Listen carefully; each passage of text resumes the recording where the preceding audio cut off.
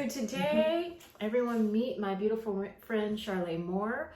Charlè Moore is an accomplished college athlete. She currently coaches women's or girls varsity and junior varsity basketball at Crossroads in Santa Monica, and she coaches boys and girls golf. Today we're going to be talking about the female athlete and activism in light of everything that's happened with the WNBA. My friend here played with the National Women's Basketball League for a season with the Springfield Spirit. I mean, my coach that recruited me from the ninth grade, that's activism.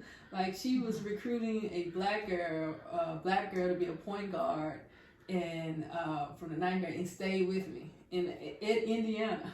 I, at the time, wasn't paying attention to the schools and conferences like that. It was just get a D1 scholarship and ball. Right. But get a D1 scholarship and ball. Yeah. But learning now that, you know, she was taking a chance and she's still coaching. She's just got her first head coaching job in 30 years, wow. D1. And you got all these white male coaches. And this lady, she played Division I basketball at Dillard. Her name is Coach Keela Willington. She, like I said, she coached Division I, and it took her 30 years. So it's intricate. It's intricate in sort of the journey of the female athlete, the female coach. Yeah. It's all, it's the politics is just heavy in it. Yes. There's no way to deny that. And it starts even before that, because AAU is political. It's that's Junior Summer Olympics. Okay. And I remember where the referees were racist. Like, you could get a tech fouled out and ejected. So how do you, that young, keep your mindset? That's high school. Yeah. Like, that's actually that started my 6th grade year. I played AAU from 6th grade to 12th grade. Yeah. Okay, so how as a 6th grader are you handling that sort of antagonism? Well, in 6th grade, I definitely was bad. I definitely was. What do you mean you were bad? As far as bad at handling, because I would talk back to the ref. I would definitely share how you felt. Yeah. And how do you think that as a woman and a woman of color, you can separate politics from sports or from what you're doing? Well, that's the thing. As a black woman, I don't think that you should separate or can separate it, because you're living in a country for sure that already acknowledge you first on the perception of your race. Right. I mean, on top of that, even for women's sports to be existing to where they were, we had to insert a policy that was passed, which is Title IX, just so women can have the equivalency of male sports. So that right there, the foundation lets you know you can't separate politics from sports, because we wouldn't even have it if they didn't even implement the policies of it. Talent. Mm-hmm. But let's take those lenses and look at what's happening within the WNBA, what happened earlier this year with Black Lives Matters, because you had Kelly Loeffler come out, the co-owner of the Atlanta Dream, and say she was completely against Black Lives Matters.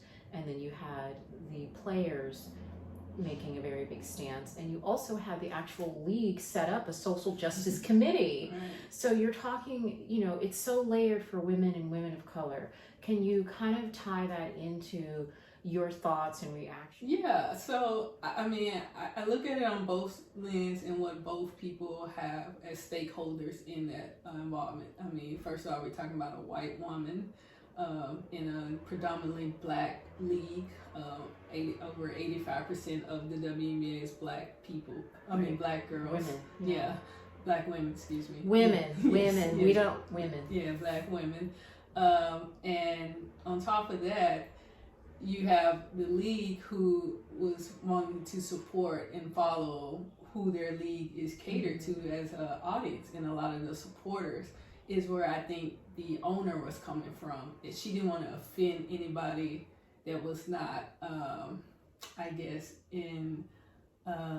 not black or didn't understand Black Lives Matter. Yeah, well, yeah, it wasn't into the political aspect, because she kept saying separate politics from sports, which is a lot. I would say You hear that a lot, especially from the opposite race who doesn't have to live that life. Okay. We are going to film her in action.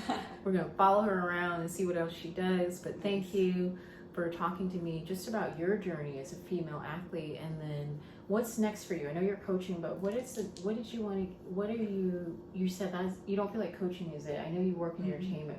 Are you performing? Are you producing? What really is the goal for Charlè Moore? Yeah, well, all of those things are my goal. Right now, I just started this PhD program, so that's really been taking up my time. Wait, what? Yeah. So, what are you getting your PhD in? In communications, yeah. So mainly, again, it's about being in a purpose situation, and I saw in my master's program that there are not Black women teaching the profession that a lot of Black women go into, like yourself and like the Robin Roberts. So we need more professors to be cultivating the next generation. She's continuing her coaching. She's just going to be in the athletic setting. I mean, not going to be in the athletic setting. So you're continuing your coaching. Part of it, yeah. And you want to teach communications? Is that what you want? Yeah, well,